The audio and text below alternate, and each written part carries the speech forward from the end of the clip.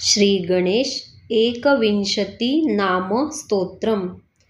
गणेशम् एकदन्तं च चिन्तामणिं विनायकं ढुण्डिराजं मयूरेशं लम्बोदरं गजाननं हेरम्बं वक्रतुण्डं च ज्येष्ठराजं निजस्थितम् आशापूरं तु वरदं विकटं धरणीधरं सिद्धिबुद्धिपतिं वन्दे ब्रह्मणस्पतिसद्नितं माङ्गलेशं सर्वपूज्यं विघ्नानां नायकं परम्।